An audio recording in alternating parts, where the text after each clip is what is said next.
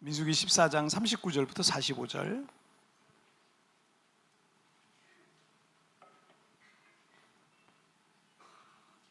자, 구약성경 218페이지. 자, 민수기 14장 39절부터 45절까지의 말씀 우리 한 절씩 교독할 때 제가 39절 말씀 먼저 봉독해 올리겠습니다. 모세가 이 말로 이스라엘 모든 자손에게 알림해 백성이 크게 슬퍼하여 아침에 일찍 일어나 우리가 여호와께서 허락하신 곳으로 올라가리니 우리가 범죄하였음이니이다. 모세가 이르되 너희가 어찌하여 이제 여호와의 명령을 범하느냐? 이 일이 형통하지 못하리라. 여호와께서 너희 중에 계시지 아니하니 올라가지 말라. 너희의 대적 앞에서 패할까 하노라. 아말렉인과 가나안인이 너희 앞에 있으니 너희가 그 칼에 망하리라. 너희가 여호와를 배반하였으니 여호와께서 너희와 함께하지 아니하시리라 하나. 그들이 그래도 산꼭대기로 올라갔고 여호와의 언약궤와 모세는 진영을 떠나지 아니하였더라. 다 같이요. 아말렉인과 산간지대에 거주하는 가나안인이 내려와 그들을 무찌르고 호르마까지 이르렀더라. 아멘. 자, 오늘 말씀 제목 읽겠습니다. 시작. 뒤늦은 후에. 다시 한번 시작. 뒤늦은 후에.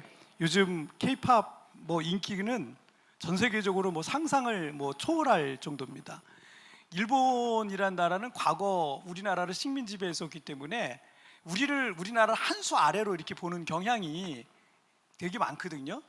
국가적으로도 그렇고 여러 가지 인종적으로도 그렇고 그런 경향이 있는데, 그 자존심 강한 일본 회사 소니죠. 소니. 그 일본에 본사를 두고 있는데 다국적 기업인 이 소니에서 일본의 그 가요를 J-팝이라 그래요. 그래서 예전엔 J-팝이 더 유명했어요. 우리나라 K-팝보다.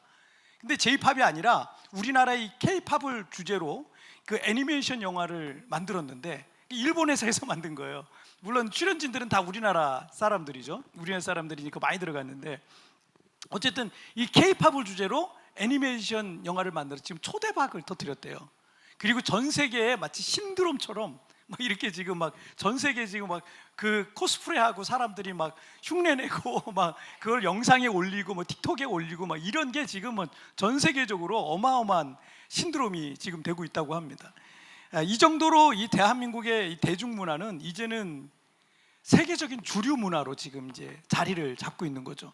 20년 전에 데뷔한 이 빅뱅이라는 이 그룹은요, 현재 대세 그룹인 이 BTS 이전에 이 K-팝의 세계화를 이끈 그 레전드라고 이제 할 수 있어요. 그래서 별명이 하나 있는데 킹 오브 K-팝, 그래서 K-팝의 제왕 이런 별명이 있을 정도로 그런 평가를 받고 있습니다. 다만 하도 사건 사고가 많고 논란이 많아가지고 범죄가 많아서 범죄돌이라는 불명예스러운 수식어도 있어요. 여기 혹시 빅뱅의 팬이 있나요?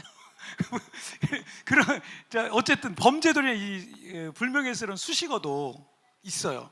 자, 최근에 이 빅뱅 멤버 중에 G 드래곤이라는 이 가수가 일본을 비롯해가지고 아시아를 비롯한 북미와 프랑스까지 정말 월드 투어 지금 콘서트를 진행하고 있는데, 하루가 멀다 하고 이 포털 사이트에 뉴스로 계속 뜨더라고요. 제가 이 가수 노래를 들어본 적은 없는데 이거를 자꾸 뜨니까 이제 뉴스, 도대체 이 사람은 뭔가 이걸 봤는데 대단한 거예요. 나는 이 가수가 이렇게 세계적으로 유명한 가수인지는 이번에 처음 알았어요.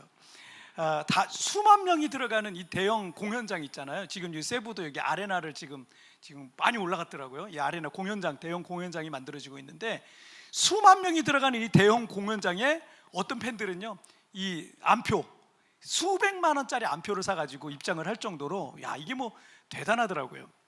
자, 이런 뉴스를 볼 때 제가 이제 생각이 든 게 있었어요. 뭐였냐면, 문득 그 마약과 성매매 이 그룹 멤버 중에 그런 멤버 한 사람들이 있잖아요.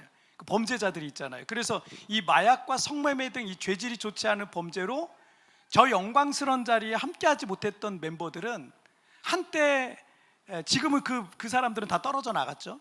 근데 한때 같은 그룹의 멤버였던 저 가수가 너무나 부럽겠다. 저 사람은 지금 나이가 지금 이제 40이 다 돼가는데도 저렇게 왕성하게 지금 활동을 하고 있는 거거든요. 그 얼마나 부럽겠습니까? 그리고 한편으로는 이랬을 거예요. 내가 왜 그랬을까 그때. 내가 그때 그것만 안 했으면. 아마 이런 후회를 격한 뼈 아픈 후회를 하지 않았을까 이런 생각이 듭니다. 한 인터뷰 기사를 제가 보니까 그 멤버였던 가수 중에 한 사람이 얼마 전에 무슨 그 넷플릭스의 무슨 영화에도 이제 출연했다 그러더라고요. 이 사람이 그런 얘기를 했어요. 저의 과오로 인해 추락한 뒤 지옥 같은 시간을 보냈습니다. 지옥 같은 30대를 보냈다 이런 얘기를 했더라고요. 이 가수는 아마 이 땅에서 그 인생의 지옥이 어떤 건지 아마 피부로 절절하게 느꼈을 겁니다. 그래서 이 마약을 한 사람인데 그 영화에서도 마약쟁이 이런 걸로 나왔대요. 그래서 자기가 그걸 하는데 완전히 이게 사람들의 뇌리에 이게 빡 박히겠구나. 그런데 자기가 속죄하는 마음으로 정말 그 일을 했다. 뭐 이런 기사를 제가 읽은 적이 있습니다. 로이티 베넷이라는 작가가 이런 말을 했어요. 아무리 많이 후회한다 해도 과거는 바꿀 수 없다. 그리고 아무리 많이 걱정한다 해도 미래는 바꿀 수 없다라고 그랬어요. 로이 베넷의 말처럼 후회한다고 해서 과거는 바뀌지 않습니다. 걱정한다고 해서 그래서 또 미래가 바뀌는 것도 아니에요. 다만 우리 지난주에 말씀드렸던 것처럼 후회할 일을 중단해야 돼요. 후회할 일을 그만둬야 돼요. 뒤늦은 후회가 이미 벌어진 상황을 뒤집을 수는 없습니다. 오늘 이 성경 본문을 통해서 후회하지 않는 인생을 살려면 어떻게 해야 되는지 우리에게 가르쳐 주시는 교훈의 말씀들 우리가 살펴보도록 하겠습니다. 자, 첫 번째 시작. 잘못된 고집을 내려놔라. 다시 한번 시작. 잘못된 고집을 내려놔라. 자, 이스라엘 백성들은 출애굽해서 시내산에서 십계명을 비롯한 율법의 말씀을 받았고 2년 차에는 가나안 땅의 남쪽 경계인 가데스 바네아까지 도착을 했습니다.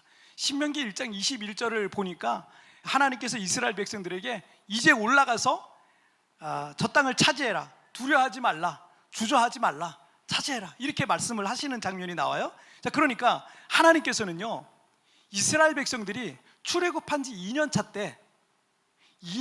때 가나안 땅을 정복해서 그 땅에 들어가서 살게 하실 계획을 갖고 계셨다라는 얘기예요. 하지만 이스라엘 백성들은 정탐꾼을 보내자 그러죠. 그래서 정탐꾼을 보내게 됩니다. 그래서 정복 전략을 준비하자. 물론 구체적인 어떤 철저한 정복 전략을 준비하는 것 자체는 나쁘지 않았지만 가나안 정탐을 하고 40일간 정탐하고 돌아온 12명의 정탐꾼 중에 부정적이고 비관적이고 불신앙적인 보고에 온 백성들이 두려움과 염려에 빠졌고 온 백성들은 그때부터 불평하고 원망하기 시작하면서 모세와 아론을 결국 돌로 치려고 하는 장면이 나옵니다.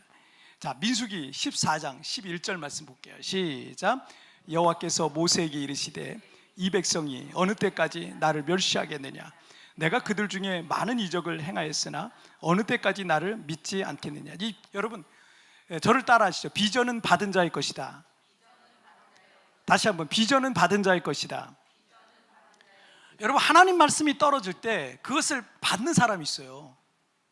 하나님 말씀을 지금도 떨어지거든요. 근데 그 말씀을 받고 믿는 자가 그 말씀의 주인공이 될 수 있는 거예요. 어떤 어린아이가 자신의 출생에 대해서 의심을 하기 시작합니다. 그리고 부모님에 대해서 의심이 생겨요. 나는 엄마랑 아빠랑 닮지도 않고 저분들도 우리 부모님이 아닌 것 같아. 이렇게 매일 의심 속에 살다가 결국 집을 나가버린다면 그 좋은 부모님의 그늘과 행복한 가정에서 누릴 수 있는 그 축복들을요 누리지 못하는 거예요. 주님을 믿지 않고 주님의 말씀을 믿지 않는 것은요 오늘 본문에 보니까 결국 하나님을 멸시하는 거예요. 믿지 않는 사람은요 하나님 아버지의 그 그늘에서 누릴 수 있는 은혜와 축복들을 누릴 수가 없는 거예요. 믿는 자만이 그 은혜와 축복을 누릴 수 있습니다. 말씀이 계속 떨어지는데 누군가는 이 말씀을 내 거라고 받는다. 그 사람은 그 복을 누려요. 그 복을. 하나님께서는 이 주님을 멸시하는 이스라엘 백성들에게 지난 1년의 시간 동안 참고 용서해 주시고 기다려 주시고 이거를 1년의 시간 동안 셀 수 없이 그렇게 많이 해주신 거예요. 하지만 믿지도 않고 주님을 멸시하는 사람들을 멸시했던 사람들을요 주님께서 그래서 이 가데스 바네아 사건 때문에 징계를 하시죠. 그래서 20세 이상의 60만 명의 모든 성인 남자들은요, 약속의 땅 가나안에 들어가는 것을 허락하지 않습니다. 20세 이하의 자녀들만 가나안 땅에 들어가게 될 것이다. 그리고 20세 이상의 출애굽 1세대들은 모두 광야에서 40년간 방황하다가 거기서 죽어서 광야에 매장이 될 것이다. 그리고 출애굽 2세대라고 할 수 있는 너희 자녀들이 무슨 죄가 있냐? 근데 이 자녀들은 너희의 죄 때문에 그 죄를 지고 40년간 너희와 함께 광야를 방황하다가 늙어서 가나안 땅에 들어갈 것이다. 이런 말씀을 하신 거예요. 자, 39절과 40절 말씀을 한번 읽어볼게요. 시작. 모세가 이 말로 이스라엘 모든 자손에게 알림해 백성이 크게 슬퍼하여. 40절 잠깐만요. 자, 40절 시작. 아침에 일찍이 일어나 산꼭대기로 올라가며 이르되 보소서 우리가 여기 있나이다. 우리가 여호와께서 허락하신 곳으로 올라가리니 우리가 범죄하였음이니이다. 자, 얼뜻 보면 백성들이 지금 하나님 말씀 듣고 회개하고 뉘우치고 주님 말씀대로 가나안을 정복하러 올라가겠다라고 하는 것처럼 들려요. 그냥 단순히 보면. 하지만 그렇지 않아요. 하나님께서 40년의 이 광야 징계를 명령하셨잖아요. 정해진 게 뭐냐면 이제 징계를 받는 거예요. 그 벌을 받는 거예요. 그 벌을 달게 받는 거예요. 이게 그들이 해야 될 거예요. 그런데 지금 그들이 아침 일찍 일어나서 가나안 땅으로 올라가겠다는 거예요. 이들은 하나님의 그 징계와 명령을 또 거부하는 거예요. 그걸 또 거부하는 거예요. 하나님께서는 그들에게 허락하지 않으셨고요, 그 축복은 40년 뒤에 출애굽 2세들에게만 허락된 건데 그 결정을 이 백성들은 또 거부하고 있는, 인정 안 하는 거예요. 하나님의 명령을, 하나님의 정하신 것을 인정 안 하는 거예요. 여러분, 참된 신앙은 자기 고집을 꺾는 거예요. 이것은 내 생각, 내 뜻, 내 계획, 내 욕심, 내 꿈 같은 것들을 내려놓고 하나님의 뜻과 계획과 비전에 따라 살아가기 시작할 때 진정한 신앙생활이라는 것이 시작이 되는 겁니다. 그리고 나로 살지 않고 예수로 사는 삶, 나로 살지 않고 성령으로 사는 삶, 내 뜻대로 살지 않고 말씀대로 사는 삶이 참된 신앙생활인 거예요. 우리가 다른 사람하고 어떤 주제를 놓고 말할 때 내 생각에는, 내가 보기에는 이렇게 운을 떼면서 말하는 경우가 있잖아요. 물론 어떤 경우에는 이런 표현이 자신의 생각과 관점을 겸손하게 표현하는 방법일 수도 있어요. 하지만 그런 경우가 아니라 습관적으로 그런 표현을 자주 말하는 사람들이 있어요. 습관적으로 그런 표현을 자주 말하는 사람들은요, 대체로 다른 사람의 말은 잘 안 듣고요, 자기 주장이 강한 사람인 경우가 굉장히 많아요. 자기 주장이 엄청 강한 사람, 내 생각에는, 내가 보기에는 자기 주장이 엄청 강해요. 다른 사람 말 잘 안 듣습니다. 안 좋은 습관이에요. 아무리 공부를 많이 했고 아무리 경험이 많은 사람이라 할지라도 사람의 말과 사람의 생각일 뿐인 거예요. 이 세상에 완전하고 온전한 사람은 없고요, 사람의 생각과 말은 틀릴 수도 있다는 전제를 갖고 있는 거죠. 가장 정확한 말은요, 변하지 않는 유일한 진리고 하나님의 말씀인 성경뿐입니다. 그래서 내 생각과 내 뜻이지만 그것이 성경적인가? 그것이 하나님의 말씀인가? 그것이 하나님의 뜻인가? 그것이 하나님이 원하시는 일인가? 이런 관점과 가치가 우리에게 있어야 하는 거예요. 제가 한국에 잠시 다녀올 때 이전 교회 성도들과 지인들 만날 때가 있어요. 그러면 제가 필리핀에 들어와 사역하고 있은 지 벌써 세월이 지금 꽤 흘렀는데, 그런데도 목사님 언제 다시 한국 오셔서 사역하실 거예요? 이렇게 말씀하시는 분들이 종종 있어요. 저는 사실 개인적으로 필리핀이 좋아요. 그리고 여기서의 사역도 제가 행복하기 때문에 한국에 돌아간다는 생각 별로 안 하고 삽니다. 그런데 제가 좋고 싫고의 문제가 아니라 하나님의 종으로 사명자로 부르심 받은 목사는요, 하나님의 부르심이 있는 곳에서 사역하고 주님이 시키시는 것을 하는 사람이기 때문에 제가 필리핀에서 사역을 하겠다 또는 한국에서 사역하겠다 이런 생각과 계획과 결정을 하면 안 되는 거예요.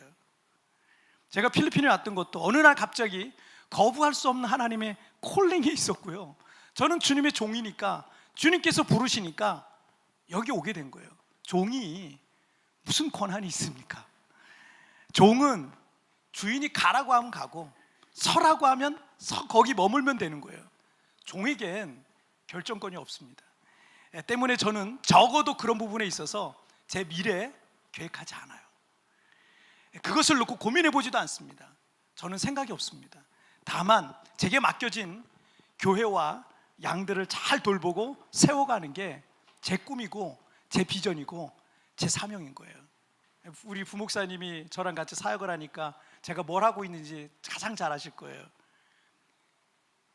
여러분, 물론 언젠가 하나님께서 한국이 아니라 너 또 다른 나라 가라, 뭐 아프리카 가라, 뭐 예를 들어서 그러면 가야죠. 거부할 수 없는 콜링이 온다면 기도하고 또 가야지. 하나님, 제가 나이가 있는데 거기 갈 수 있을까요? 이런 거 할 수가 없어요. 종은요, 시키는 거 하면 되는 거예요. 시키는 거. 어쨌든 뭐 그런 것을 위해서 제가 계획하고 여기저기 알아보고 그런 꿈을 꾸고, 저는 그런 거 없어요. 어떤 분들은 저를 야망도 없고 비전도 없고 꿈도 없는 모자란 목사로 볼 수도 있을 겁니다. 하지만 상관없습니다. 저는 주님의 착하고 충성된 종으로 평생 살다가 천국 가는 게 제 꿈이고 제 비전입니다. 우리 교회 개척 초기부터 협력하며 돕고 있는 우리 선교사님, 저와 같은 교회 출신 집사님 부부세요.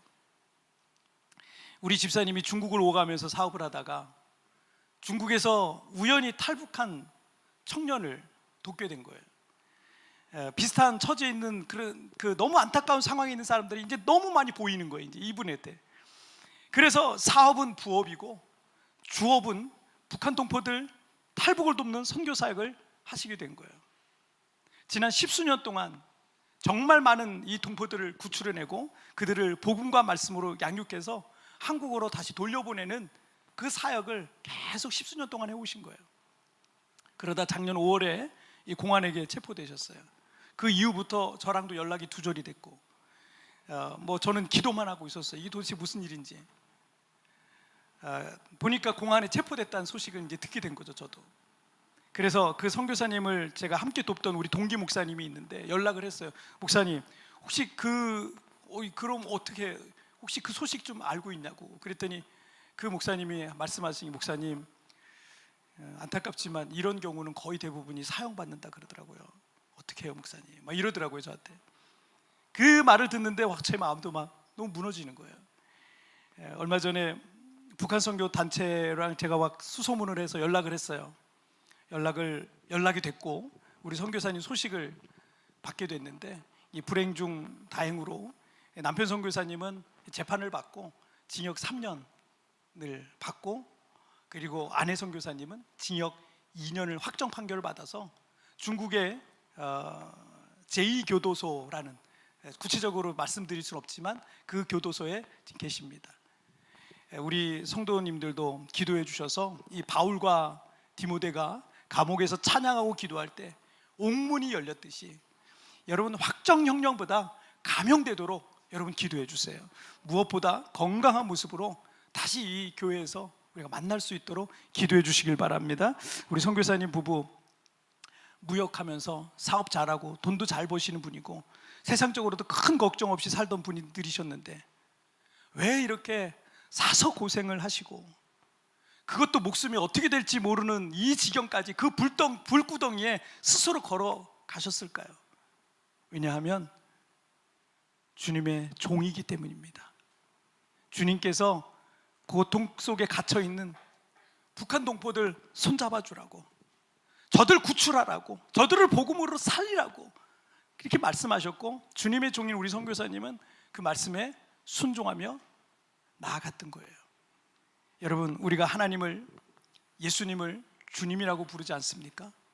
참된 신앙은 자기 고집 꺾고 자기 생각 내려놓고 자기 욕심도 버리고 주님의 뜻과 말씀에 따라 순종하며 살아가는 것입니다.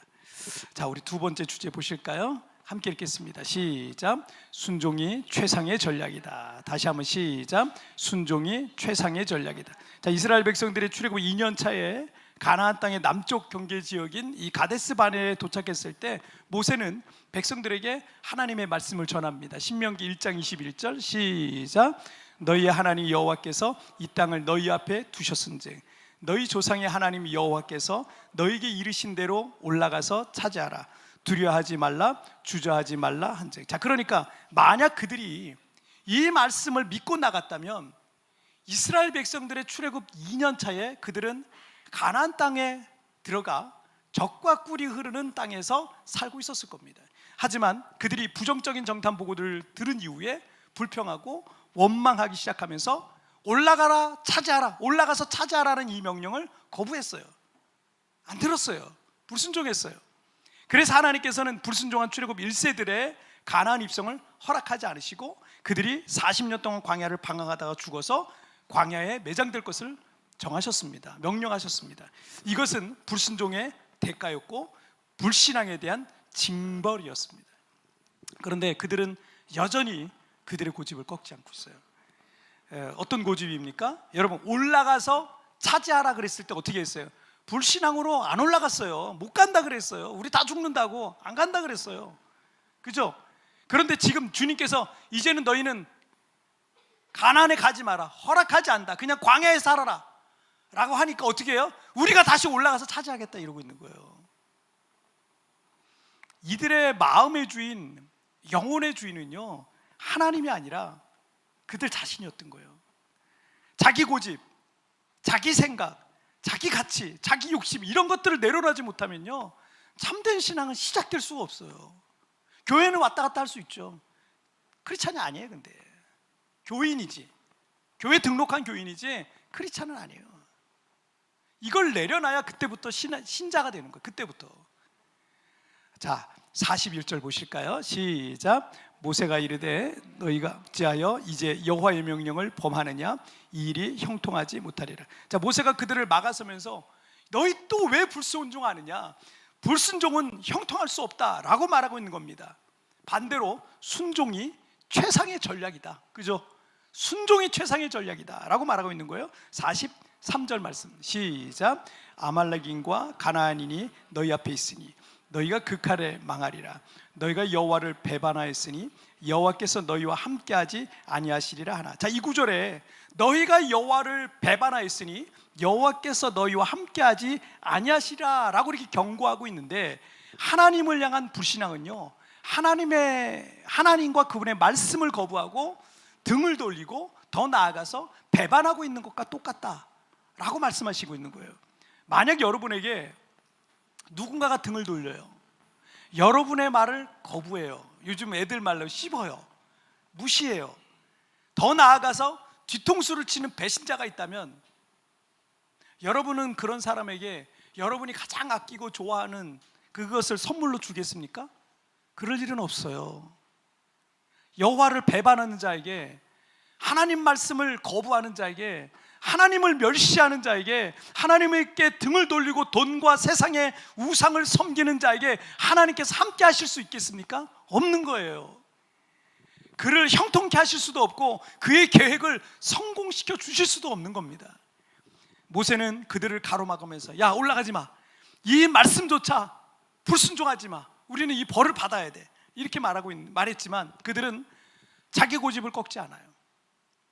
가나안을 향해 그리고 또 올라갑니다. 하지만 45절에 보니까 그들은 가나안 사람들에게 처참하게 죽임을 당하고 그 전쟁은 크게 패전하게 되는 내용이 오늘 본문의 내용입니다.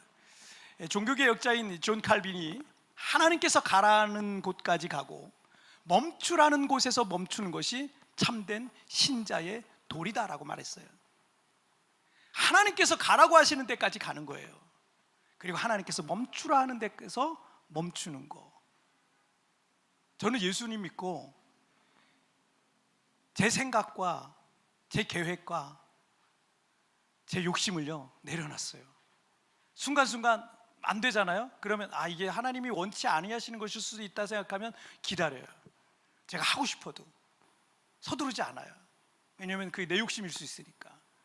철저히 내 욕심을 버리고 하나님이 원하시는 대로 하려고 애를 쓰는 거예요. 여러분, 하나님께서 가라는 데까지 가면 됩니다. 열어주시는 것만큼 들어가면 되고요, 멈추라는 데서는 거기서 머물면 되는 거예요.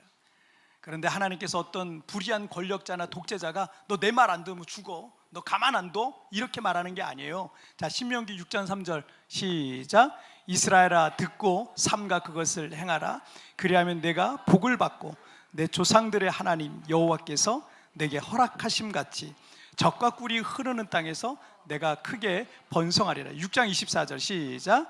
여호와께서 우리에게 이 모든 규례를 지키라 명령하셨으니 이는 우리가 우리 하나님 여호와를 경외하여 항상 복을 누리게 하시기 위하심이며 또 여호와께서 우리를 오늘과 같이 살게 하려 하심이라. 하나님께서 우리에게 순종을 요구하시는 것이야말로 우리가 하나님 안에서 복을 누리며 살 길이 되기 때문에 그렇습니다. 부모님들이 당신의 자녀들에게 막 이 얘기도 하고 저런 얘기도 하고 권면도 하고 때로는 잔소리 같은 말을 하잖아요. 부모님은요, 자녀들 잘 되는 게 가장 큰 기쁨이고 가장 큰 자랑인 거예요. 그게 가장 큰 소원인 거예요. 그대로 가면은 얼마나 좋겠어요. 더 잘 될 텐데. 순종이 최상의 전략인 거예요. 순종이 최상의 전략. 한 3개월 전쯤에 예상치 못했던 소식이 하나 있었죠. 우리 교회가 만 12년 동안 이 건물을 너무 잘 사용했는데 이 빌딩의 주인이 바뀔 수 있다는 거예요.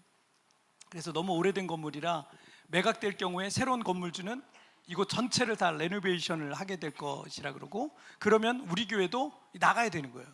어떤 대책이 지금 필요한 상황인 거예요. 그래서 우리 교회도 보통 계약할 때 4년씩 계약을 해왔거든요. 4년 하고 12년을 했단 말이에요. 그리고 올해 새로운 계약을 또 4년을 해야 되는 거예요, 원래는. 그런데 이번에는 1년만 딱 해주더라고요. 내년 이맘때는 이 건물이 딴 사람 손에 넘어가니까 1년밖에 안 해주는 거예요, 계약을. 1년. 그래서 이게 진짜 이거 정말 어떤 대책이 필요한 거구나 라는 생각이 좀 들었어요. 처음엔 좀 당황스러웠지만, 왜냐하면 제가 이렇게 좀 알아보니까 여기 뭐 땅값하고 건물 임대료 이게 뭐 상상을 초월할 정도로 거의 미친 수준으로 지금 그렇게 돼 있어요. 지금 우리가 굉장히 넓은 공간을 쓰고 있거든요. 근데 이런 공간을 얻으려면 지금의 월세 한 3배는 줘야 그러면 이게 교회가 운영이 안 돼요. 할 수가 없어요. 그러니까 뭐 제가 머리가 좀 아프더라고요. 당황스러웠어요. 근데 그때 하나님께서 저에게 40일 기도를 5번 하라는 감동을 주시는 거예요. 40일 기도 5번 해라. 그래서 우리 성도들에게 제가 말씀드렸죠. 그리고 지금 7월부터 40일 특별 기도 1차 이거 시작하고 있는 거예요. 40일 기도가 시작된 지난주에 들려온 소식이 있어요. 건물 이사회가 있었거든요. 이 건물에 이제 지분을 갖고 있는 이사들이 모여서 건물 매각에 대해서 논의를 했는데 이게 결론이 안 난 거예요. 그래서 지금 어떻게 됐냐면, 원래는 이 건물에 대한 그 퍼밋이 내년 7월에 만료예요. 그리고 건물을 폐쇄하고 쓸 수 없게 되는 거예요. 그런데 만약에 이게 다른 사람 손에 넘기면 리뉴얼 할 필요가 없는 거죠. 근데 이 사람들이 이제 리뉴얼을 하기로 한 거예요. 그래서 우리가 내년에 다시 재계약을 또 할 수 있어요. 재계약을 다시 하게 된 거예요. 다시 하게 돼서, 물론 이게 한 8년 전부터 저한테 이 주인이 이 건물을 납부로 사라 그러더라고. 한 20억, 그때는 20억 얘기했는데 지금은 몇배가 올랐어요. 몇배가 올랐는데, 근데 오래전부터 매각에 대한 이 생각이 있었기 때문에 분명히 언젠가는 매각을 할 것 같아서 우리도 준비는 하고 있어야 될 것 같아요. 준비를 하고 있어야 되는데, 어쨌든 저는 시간이 1년밖에 안 남았다고 생각을 했는데, 이게 이번에 40일 기도 시작하면서 이 기간이 한 3년 정도는 우리가 또 벌었어요. 3년 정도 연장해서 우리가 사용하면서 천천히 또 기도하면서 준비하고 40일 기도 5번 충분히 할 시간이더라고요. 그래서 40일 기도 45번 하면 되는 거예요. 40일 기도 1차에서 5차까지 하는 거, 이거 변함없이 저는 계속 진행할 겁니다. 하라 그러셨으니까. 이 일을 위해서 어떤 구체적인 대책도 필요하겠지만, 우리는 주님께서 40일 기도 하라 그러셨으니까 그 말씀에 그냥 순종하는 거예요. 왜냐하면 순종이 최상의 전략이라는 사실을 믿기 때문입니다. 그렇게 40일 1차에서 5차까지 진행하는 동안 저는 기대가 하나 있어요. 어떤 기대가 있냐면 여러분 40일 기도를 1차에서 5차까지 우리 성도들이 다 하실 거 아니에요. 믿음이 7배는 커지겠더라고요. 얼마나 믿음이 좋아지겠어요. 얼마나 하나님 바라보면서 믿음이 7배로 성장시켜 주실 거고요. 그 이후에 문제와 대책에 대해서 걱정하지 마세요. 하나님, 우리가 기도할 여러분 기도의 능력 믿습니까? 그러면 기도할 때 하나님이 반드시 새로운 길을 열어 주실 것을 믿으시길 바랍니다. 우리는 이 광야의 이스라엘 백성들이 구름 기둥과 불 기둥 보면서 이동했잖아요. 그들이 먹을 거 걱정했나요? 아니에요. 다 채워 주셨어요. 그리고 가라 그러면 가고 또 멈추라 그러면 멈추면 되는 거예요. 얼마나 감사합니까? 하나님만 바라보면서 우리가 갈 수 있다는 게 이게 얼마나 큰 축복이에요. 하나님께서 우리의 주인이시라면 여러분의 내일 일 걱정하지 마세요. 걱정될 일이 있죠. 염려될 만한 일이 있죠.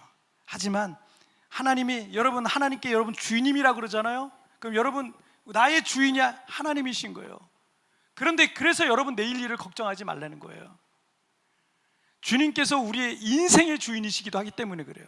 내 인생의 주인이잖아요. 나의 주인이면 내 인생의 주인이시기도 한 거예요. 그러면 여러분 내 인생은 내 게 아니에요. 누구 거예요? 주님 거예요. 주님이 이끌어 가실 겁니다. 인도해 주실 거예요. 가장 선한 길로 이끄실 걸 믿으시길 바랍니다. 그리고 지금 이 순간에 주님께서 우리에게 말씀하시는 걸 순종하고 또 순종하다 보면요, 하나님께서 우리의 인생을 놀랍도록 인도해 주실 것을 믿으십시오.